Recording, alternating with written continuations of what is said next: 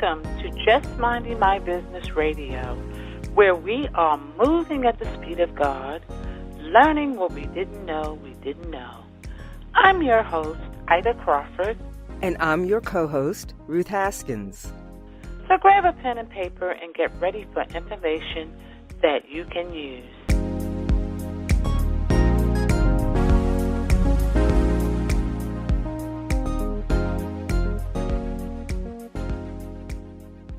Welcome to today's session of Just Minding My Business Radio.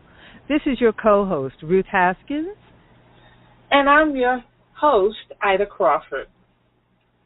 We're so glad that you're with us this evening. Today, coming to the mic, we have Okima Bryant. She is the creative director for Mindful Edibles. Mindful Edibles began creating natural cosmetics such as deodorants, lotions, and other potions in 2018. Mindful Edibles encourages a mindful, holistic philosophy to cosmetics, which allows the company to assist individuals on their journeys to healthy skin by way of nutrition and product formulation specific to their skincare needs. Welcome, Okima, to Just Minding My Business Radio. Yes, welcome, Okima. Thank you, and thanks for having me. You're welcome. Absolutely. Well, I always like to start with beginnings.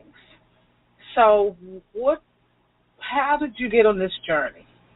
I'm going to just say the universe. I was using this natural deodorant, at least what I thought was healthy natural deodorant. I liked it because it was a spray, and it had natural on the bottle, so I just thought it was okay. And then I ran out, which I can only get it from Boston. And so I started reading the labels and found that it had aluminum in it. And I was very disappointed because, you know, we know that aluminum kind of clogs your glands. And so because it wasn't a roll-on, it was a spray, I didn't really worry about my pores, but I hadn't used aluminum in a very long time, and then to find out that I was actually using it kind of gave me the push for me to figure out how to make my own deodorant. And so I knew I wanted a spray, and I knew that I didn't want aluminum, so I just began doing a lot of research, and then I was able to formulate my own deodorant. And I shared it with people, and to my surprise, they were actually happy, and so it just became a thing, not like an intentional thing, because never in a million years did I ever think I would own my own business. Wow. Okay. It's so funny how we get into business for so many different reasons, and your reason was definitely different from many reasons that I've heard, and I like the idea that you are creating products from a holistic standpoint, because that's really important now, because all of the chemicals in the products that we use cause problems later on in life. So you doing this business is definitely a asset to your customers and your clients. So tell us a little bit about your philosophy on the products that you make. So the mindful part of it is for you to, for us to get back to connecting with ourselves and being mindful in the moment. Everybody's in a rush. No one takes time to listen to their body and find out what's going on. And so to be in that moment, if you're using a lotion bar to rub on your hands, and if you're just there in that moment, you might notice a spot that you've never seen before. And so those kind of things, you know, gear you in to tune in to what your body needs, what you need. And the edibles part comes in because I only want to use products that are food grade or pharmaceutical grade, that means that it's safe, for you to use on your body. And I feel like if you're putting something on your skin, you should be able to eat it. So I look at that as a very more mindful alternative to the things that we put on our skin and put in our bodies. Everything we use is a chemical. But there's chemicals that are neutral, meaning that they shouldn't cause us to have any reactions or any occurrences. And then there's chemicals that get into a level of toxicity, which those are the ones that give us chronic illnesses and things of that nature.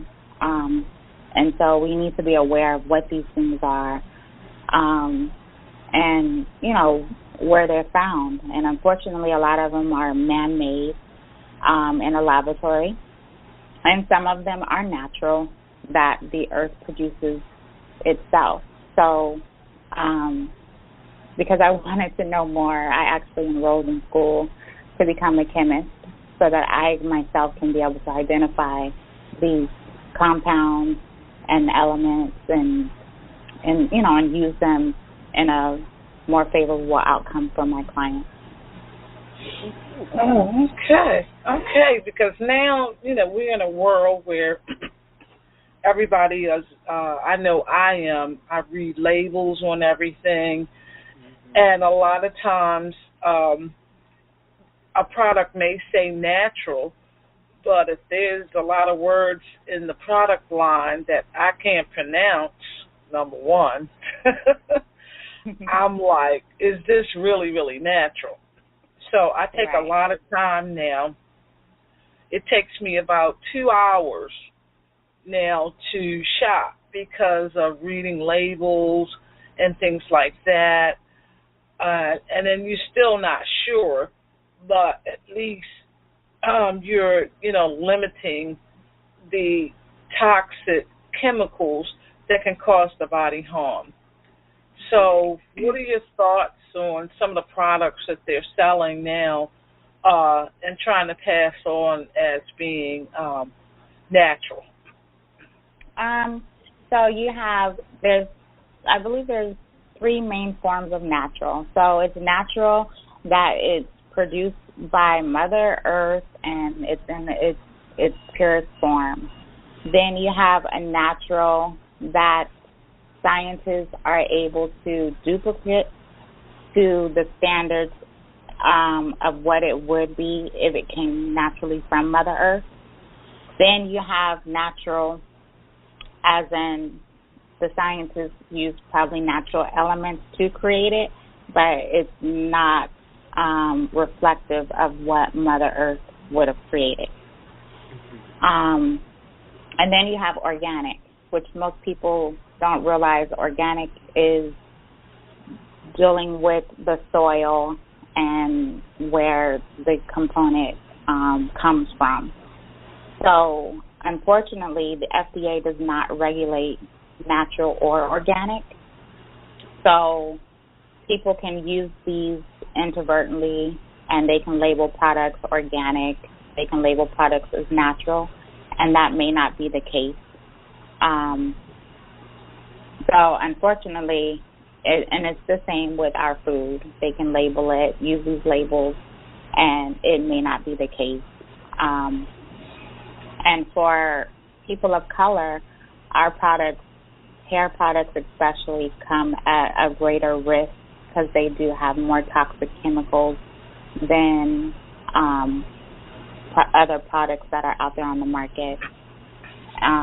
So it's important for us to read those labels, do the research, and look to see what it is that's natural. Because they may say, oh, it has peaches in it. Okay, peaches and what else? Because, in order to make a product, you have to have different elements, and those elements have to be able to work together. So, and it's just, people aren't going to be honest because, of course, they want us to buy their product, but they should be honest. That way we can make a conscious and a mindful decision on whether or not we want to deal with the repercussions of using certain types of products. So then how do we really keep ourselves safe? Because Ida brought up a point.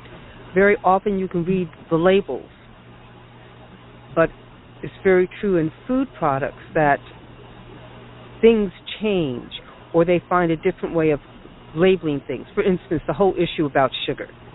There are some companies that will say that there's sugar in it. Others will say no sugar. But when you read the label, there's maltodextrin, there's dextrose, there's sucralose, there are like molasses. There are all different kinds of sugars. So how do we keep ourselves safe in the cosmetic arena? Even with your food and your cosmetics, you want to go to that manufacturer. You want to go to that brand, and you want to see what that brand is about. You want to see what they're doing. Whether or not, if you go to their website, do they have their ingredients labeled? What type of ingredients are labeled? Everything in the cosmetic industry has an ICNI name, which is kind of like their science name. So a lot of times things will be listed in the science name, which you're not going to understand and unless you have knowledge of to just look at it and say, okay, that's what that is. And, I mean, I've been doing this since July, and there's still some that I'm like, oh, what is that ICNI again? But you're also looking for, there's certain things that, you know, that can end in certain words, like a lot of sulfate stuff you want to research to see what it is.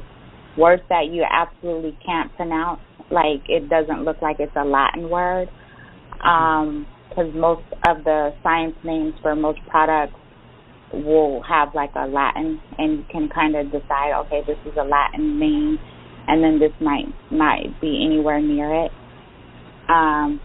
So you want to, you know, if it's something that you absolutely have no clue, you want to, you know, check it out, do the research, and go to that company. Like for me, I like grass-fed cows, so I know that I can't get a lot of dairy products that are local to my region because it gets too cold for them to be outside and pasturing. So I will go and I will call the company and say, hey, you know, are your cows grass-fed all year long? And if they tell me no, then I won't buy their product. And so that's also an option that, you know, they have those phone numbers on the containers and the jars for a reason, and we need to put those numbers to use and call them and say, hey, you know, what's in your product? I'm not trying to, you know, there's one particular product that I looked, and it is a product that is geared towards people of color, and I went to their website, and they say their only ingredient is safflower oil. Well, that's not your only ingredient. You know, what else is there? So they're just not being honest. And, you know, and people in our community, we like to spend money, and we like to support each other. So, unfortunately, a lot of times, those are the products that we shouldn't be using on a regular basis because of the, you know, the things that's in it. Like someone asked me if I can ever come up with a hair glue. And when I looked up the bonding glue, and it's made with rubber, I'm like, why are we putting rubber in our hair? You know, and it's just like why? And, you know, and so we don't think about it because someone says, oh, let's use it, and, you know, we just move forward with the idea. But it's time for us to start challenging, you know, other people that are putting out products that are geared towards us. I could tell you a horror story about that bonding glue. Not my own personally, but I worked in a natural hair care salon. And, oh, my goodness, that stuff is just, especially in the hands of young people, it can be just disastrous. That's the best word for it. It's disastrous. Yeah. It's like, I think there's even like stuff that you would use to make like gloves in it and rubber and I'm just like, just like so like I don't, and it's just they prey on our ignorance and our naiveness to trust them, that we trust that they're going to do right by us and that they're going to put the best things out there for us. And, and they take advantage of that. That's a whole topic, the African American population and the merchant class, because that extends everywhere. It's in our food, it's in our hair products, any other, like beauty cosmetics. I'm talking eyeshadow, et cetera, et cetera, et cetera. And we really do have to become wise. And maybe one of the best ways to become wise is to deal with people who make their own products, such as yourself, whom we can have direct contact with and hold people accountable. But more importantly, to have people that we can deal with whom we can trust. That is one of the things that you simply do not have when you go into a huge retail. You know how we always have these huge beauty marts, and everything's in there under the sun. But just because it's there for us to buy doesn't mean that it's good for us. Correct. So having someone that you can go to on a personal level and say, oh, I know Okima Bryant owns Mindful Edibles. I trust her products because I've seen them work for me and I've never had harm from them. And she's been able to give me guidance. That's really what we need. We need more of that. We do, definitely. And I like important, because I ask people questions, what do you like? What do you don't like? If you put something on your skin, how does it make you feel? And even in my process, first thing that I made was my own laundry soap. Because I tried it all, free and clear, Tide, Gain, all, and I would still always have this itchy feeling when I would put my clothes on. Like weeks after they had even been washed, I would still feel so itchy and have like a patchy rash. And then when I started making my own laundry soap, and I was so relieved, and I was like, wait a minute, I'm not itching. And I washed as many loads of clothes as I could just so they could be washed with the new soap. And then you look at detergent, and what they don't want to tell us is that when we use detergent, and a lot of people think more is better, it actually doesn't wash out of your clothes really good. And then it builds up, and bacteria builds up, and all these things build up in our garments. And we're putting that on, and that's why the irritation is still there, because it doesn't wash out. And so even with using the natural-made soap, it's it washes out. And when I use a fabric, a dryer sheet, it lasts so long, because your clothes are now actually clean, and they're not filled with so many chemicals that they can actually retain the freshness of the fabric sheet. Okay. And and just things like that. People don't know. And I actually learned that from reading Reader's Digest. You remember those? They still make them. Oh yeah, I remember those. They still make them, and they're full of those little unknown facts. Right. Yes, and I like the idea that you formulate your products according to the person, because everybody is different. So that's a definitely good point because I may have a combination of oily, dry skin kind of situation, and asking the right questions lends itself to being able to create something that is just for that person.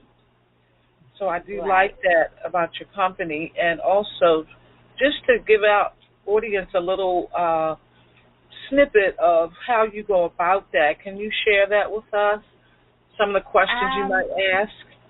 Yes, I will ask them if they what do they feel their skin type is. If they tell me oily, combination, dry, just to get a feel, because most people don't realize we are not a one-size-fits-all, and we are definitely not a cookie cutter, even within our own body. So you might have your T-zone might be oily, but your cheeks may be dry. And what that means is that you need to have two different types of products, not one product. Just because you have two different things going on that needs to be resolved by different variations of products. And to try to put everything in one product, you're going to probably over-dry your T-zone area or over-oil your dry area. So I ask so that way I know what to work with. And I also have a mirror that will also analyze your skin to let you know if you have wrinkles, dark spots, dryness, roughness. When I first did it, it told me my skin was rough. And I'm like, what is rough skin? I've heard of dry. I've heard of oily. I've heard of, I never heard of rough. What does that mean? So, of course, now I have to do my research to find out what that means. And what that is that in certain spots, our cells are not turning over. And so I guess they just kind of just sit there and, and build up and it makes the skin kind of rough. So a person so with me, it was like, okay, I need to exfoliate because, my cells are not turning over. So having that type of knowledge and sharing that knowledge with a client is just beneficial because it's informing them and it's giving them the ability to make the best decisions for themselves. And then we work together to come up with something. And it takes usually 3 weeks for you to know if something's working because whatever you were trying before, it actually takes about 3 weeks for anything to completely detox out of your system. And so, it's an ongoing process. It's not a quick fix. And I think that's what I appreciate more is that's where that mindfulness comes in to where okay, I'm doing this and I'm working towards a goal and it's going to be something that, you can continue and become habitual at, taking care of yourself and enjoying yourself and over time using products that actually work. Mm-hmm. That's awesome. I've tried some of Okima's products, and they're absolutely wonderful. As a matter of fact, I have an order in now for a body wash because I like the body wash. And as I began to read the label, I found, if it says shea butter, I'm not sure how much shea butter is in it. And then I see all of this other stuff that I can't pronounce. And so I'm like, I need to get something because I take a shower every day, and I'm putting this product on me every day. So what is it going to do to me over time? Mm-hmm. Okay, with that, so when we use our products on our skin, skin is resistant towards water. So we're not sponges. So you take a sponge, you put it in the water, it's going to soak up the water. We can't do that. And recently I learned in chemistry that in order for our skin to absorb water, we would have to release water. And that doesn't make sense for our bodies because we need water. So our dead skin cells that are there on the surface is what soaks up water to prevent it from soaking through our skin. And that's why when you sit in water too long, you feel all wrinkly. And that's why. So our dead skin cells are working to make sure the water doesn't penetrate our skin. However, chemicals and minerals, which are usually can be added into water, those things have the ability at certain levels to penetrate our skin. So those are the things that we want to be concerned with, and and know what kind of minerals, what kind of chemicals, are there any high toxic chemicals in our products. That way, we you could be aware of what's going on, and have an understanding what you're putting in your body that may be absorbed through your skin. Well, that's really interesting because I didn't know. I'm thinking when I take a shower that my pores, is actually opening up to the water, but now I'm hearing that it's not. Water temperature plays a part, like the temperature of water plays a role in like opening the pores and closing the pores. But so what should the water temperature be? Everyone should use lukewarm water.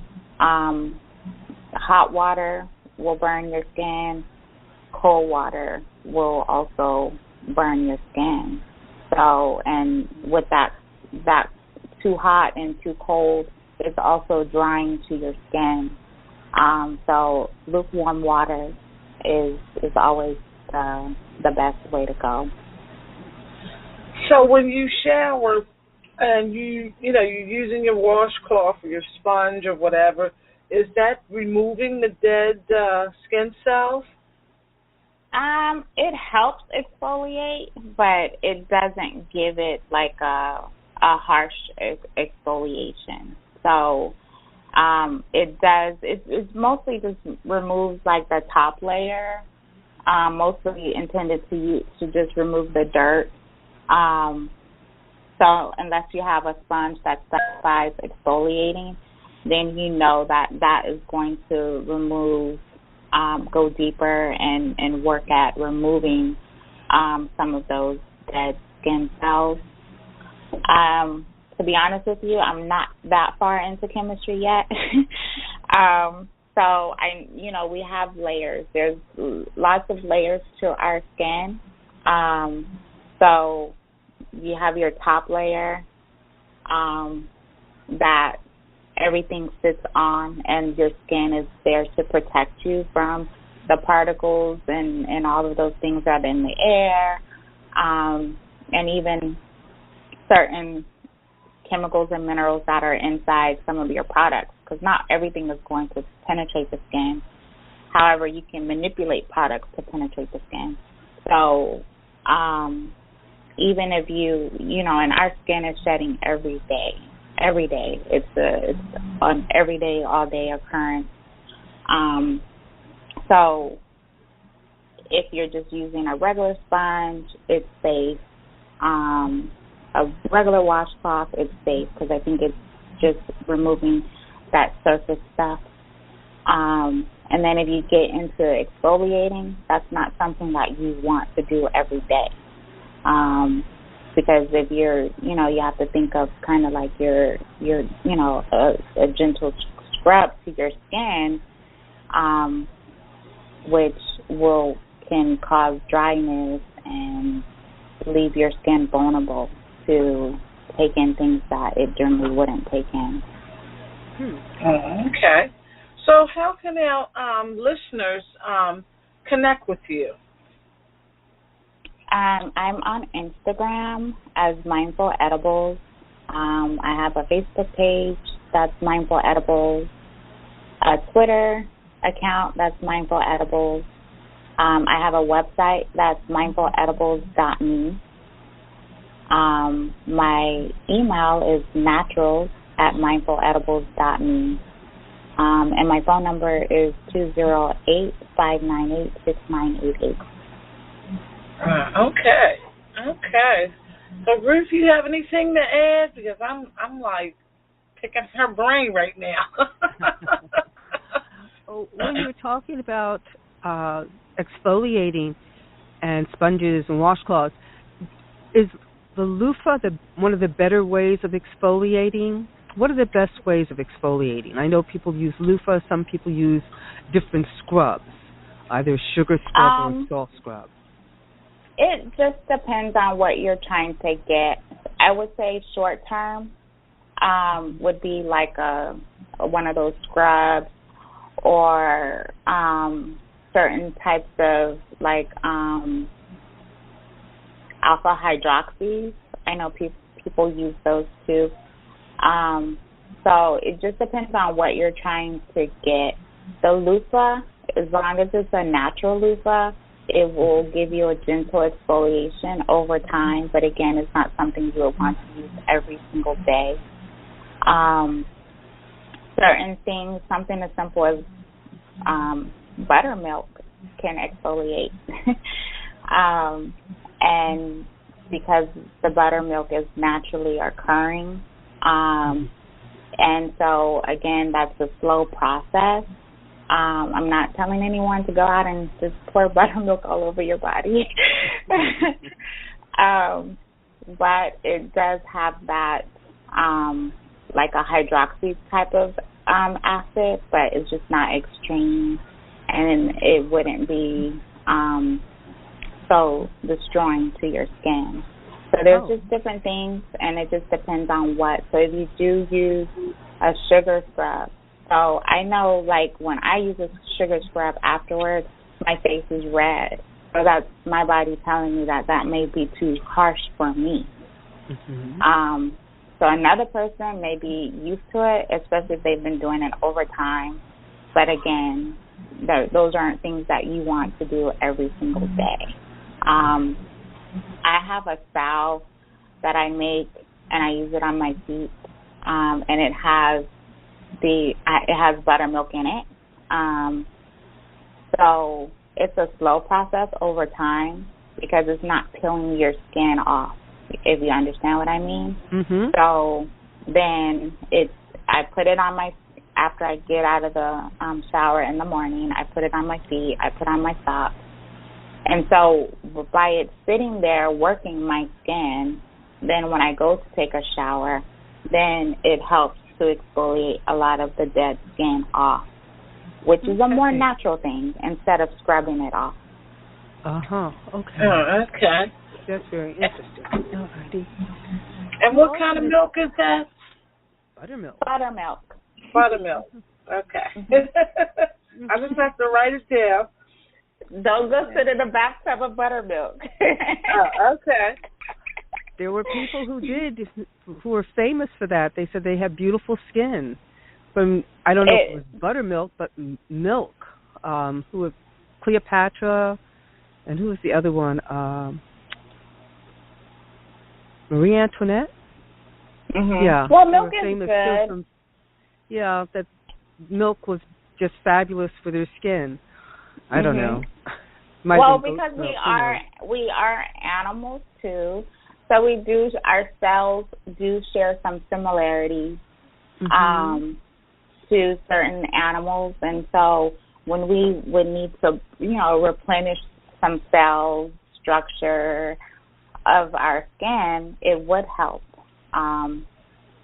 Milk is really good for helping cells multiply and do all kind of, cool things. But I could see where that regular milk would also be beneficial. Mm-hmm. Okay. Well, now that we're on the topic of milk, just briefly, I noticed you also talk about the fact that nutrition plays a big part. And could you just speak to that, about nutrition and healthy skin? Yes. We are what we eat. And so what you put into your body will be reflective on the outside, especially if it's not something that our body wants. Mm-hmm. I feel that health is individualized. It's not a blanket. So with each individual, they have their own healthy scale of what is important for them. And a lot of times when we are eating, you don't think about those. Or you might have a breakout and you just want the breakout to be gone, but you're not thinking about what it is that you could have eaten that could have created the breakout. A lot of times our body, it's all chemical. It's all science. You eat something, your body is going to let you know, hey, this isn't for you. The other day, I wanted some Boston baked beans, which I used to eat like so many as a kid, and those are the candy-coated peanuts. Oh, yes.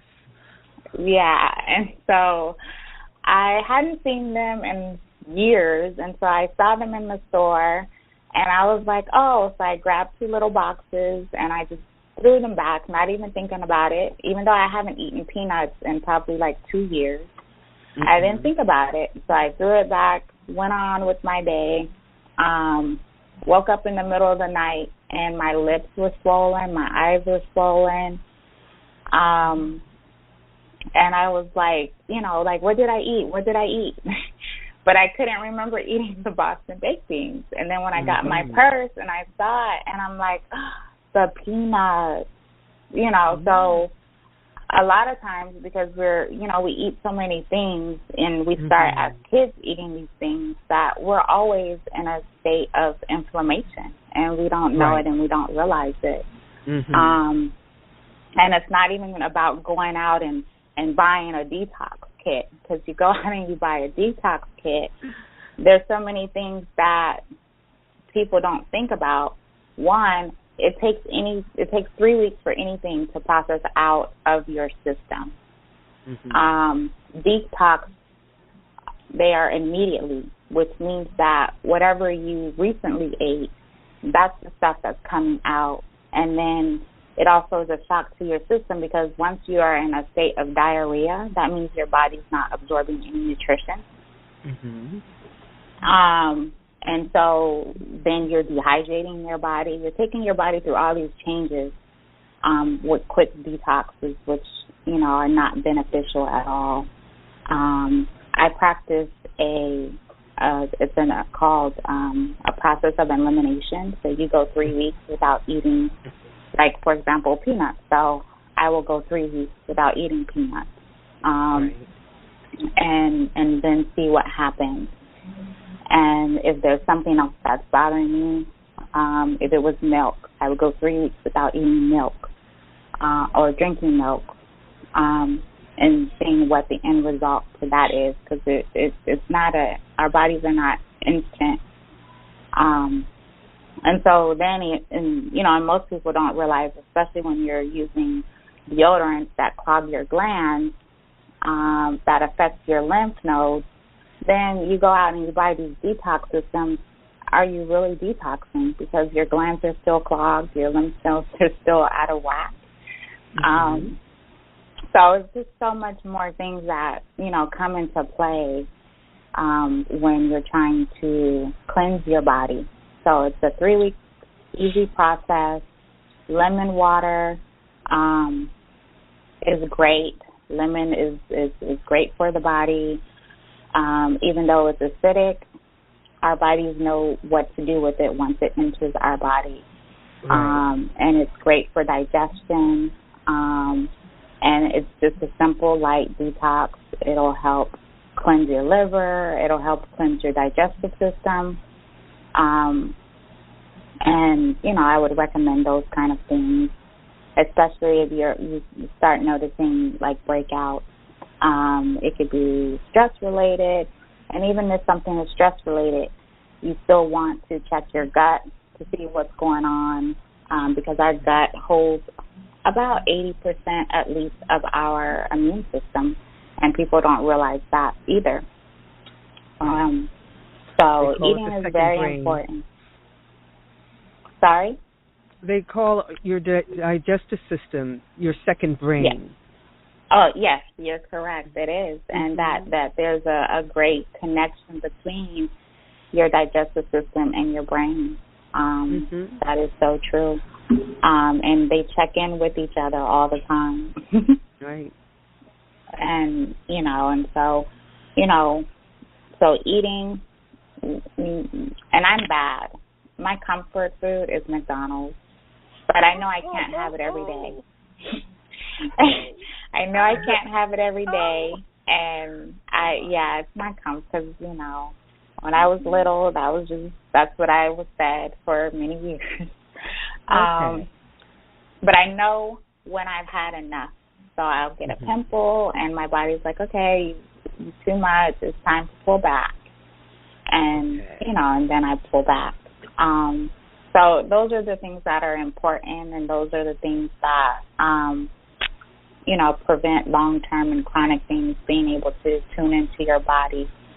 And, in process of elimination, 3 weeks, one thing at a time, and you'll be surprised how you start to lose what we think is weight. Sometimes it's inflammation, and that's the bloating cell. And, and then there's inflammation in our arteries. Those are the things that interrupt our flow and cause blockage and all those things. It also comes from eating, and high levels of stress and lack of exercise and, all of those things play a big part, so that's why it's important to know what you're putting in your body and know the amount of what you're putting into your body. Like how you said, like they'll say no sugar, but it'll have erythritol and all of those things, which are man-made sugars and really aren't good for us. But, they don't tell us that. And because it's a market for it, because everybody thinks that sugar cane is creating diabetes, which that's not the direct link. I grew up from, in Miami, like you get a sugar cane stick that you get to suck on and chew on for days. That's the problem. So, yes, that's a big one. Yeah. Misinformation. It's not the sugar. It's not the sugar cane. It's when it's processed, after it's been processed down. And I know for a long time, I don't know if it's still true, but the FDA at one time considered white processed sugar as a narcotic. It was listed as a narcotic. Yeah. I was just explaining to someone that the other day that when we eat sugar, it gives off that same high feeling that you would get from a narcotic. And they're like, what? I'm like, yeah. I was like, when you eat sugar, you feel good, and that's that craving that you have, and because you want more, you need more. Just like any type of drug, you need more of it to keep going. That's why that's why there's sugar in everything. It's one of the major issues in food processing is sugar in everything. And I was fussing the other day because I bought a baked chicken, and it's all, like you were saying earlier, natural, all natural, none of this, none of that. Well, I had some of it, and I don't eat sugar. I don't eat sugar, I don't eat flour, I don't eat wheat. And somebody said, oh, I think I'll have some more. And I said, wait a minute, let me just check the ingredients on this. And sure enough, it had sugar in it. And I'm like thinking, well, what on earth is sugar doing in a baked chicken? I grew up with my mother baking chickens. She never put sugar in it. But that's the way our system goes. It's just like that. There's sugar and unnatural things in places where they don't need to be. And I like the name of your company, Mindful Edibles, because we do have to be mindful about what we eat, what we put on our bodies, what we take into our bodies. And it's best if what we use is truly something that comes from the earth. Right. Because our bodies understand that. Our bodies don't understand all the rest of this, which is why we're sick. We're very, well, because it makes us, we're in a state of inflammation, and then our bodies actually don't have to work. So when you take in that white sugar, even though your body knows what to do with sugar, your body's like, wait a minute, it's already broken down. Like, and when things are like that, it gets into our bloodstream faster. And then that's where the havoc comes in at, and people don't understand, like, balance. If you sit down to eat, you should have fat, protein, carbs, because they all work together. And as long as they're whole, your body knows what to do with it. Exactly. And that's because that's what we're designed for. But when we're, eating so much processed food, the body is like, oh, you don't need me, That's a good analogy. It gets through. Yeah. Very good analogy. Yeah. Absolutely. So Okima, what other products do you, what are some of the products that you create? I create lotion. I've been playing with toothpaste. I make beard fetish. I have one called Beard Fetish. It's for beards. I love beards. I don't know why. I do. And there's nothing like seeing a man with a nice, big, healthy, shiny beard. And so I would like to contribute to that goodness. I have a friend who was having a problem with sleeping, so I made this spray that I call it R&R Mist, and it's mixed with some things that make you calm and soothing, and magnesium oil. And, at night before when she's ready to lay down, she says she sprays it, and she, enjoys it. She's been purchasing that frequently. I like to go as long as I can without having to wash my hair. And sometimes it's still, you have that oil buildup. So I have a dry shampoo that I call No Bubble Shampoo. And it's very helpful that I can just go to my spots that have oil buildup and spritz it a little bit and just let it sit and air dry, and then I can extend the time between shampooing my hair. Wow. So I kind of can pretty much meet people and meet them where they are and try to work with them to see what we can come up to meet their needs. That's why I enjoyed being a formulator. And even though I went to school online to become a formulator, it was just still left me with so many questions, like what are structures, what are molecules, what does it mean to be homogeneous, that they couldn't answer or didn't have answers. And so that's why I decided to, let me get my chemistry degree. That way I can do more for the people and educate people from a point of credibility, so now it's like, okay, I understand this, I know what I'm talking about, and then share that information and knowledge. But I can also do laundry soap, body wash, different types of lotion. So I do lotion bars. We have butter, body butter, balm. So it's like so much stuff out there now, which I think is good. Lotion bars minimize waste. So you have it. You only use what you need. It sits in a tin. And so it's, it's not all over the place. It's not spilling out. So I think that is very useful. And the products tend to last a pretty long time.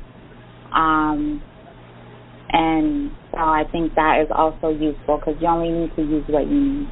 So like for my almost edible deodorant, it just takes a dropper, and you just use a dropper to place it under your arm, and it lasts probably like 2 months.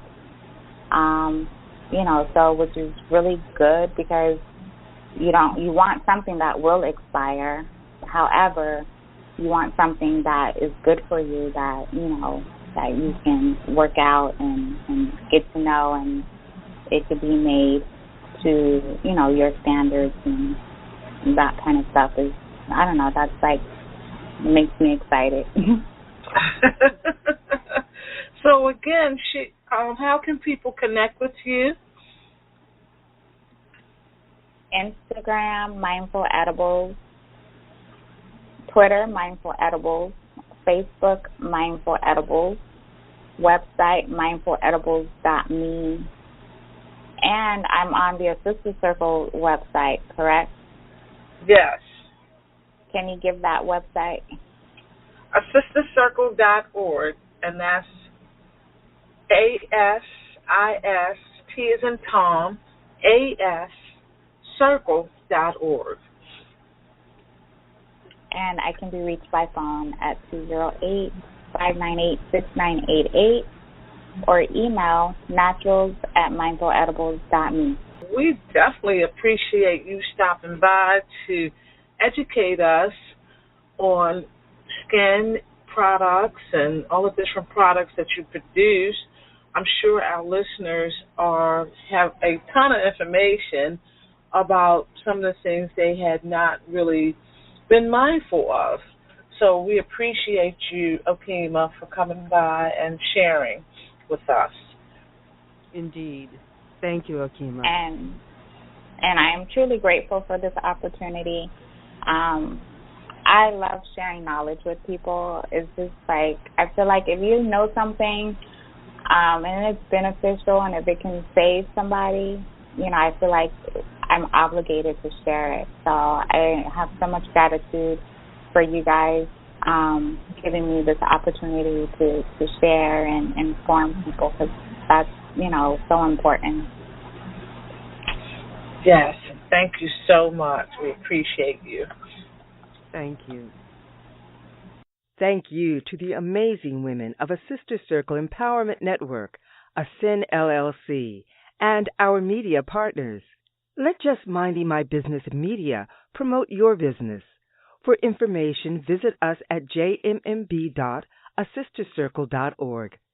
That's jmmb.asistascircle.org.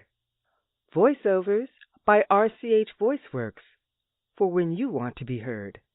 Call 443-620-4115.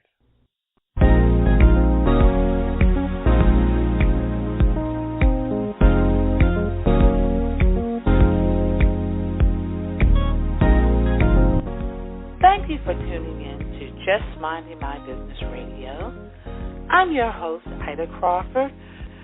And I'm your co-host, Ruth Haskins. We hope you enjoyed the show and appreciate you stopping by. Many blessings to you and yours.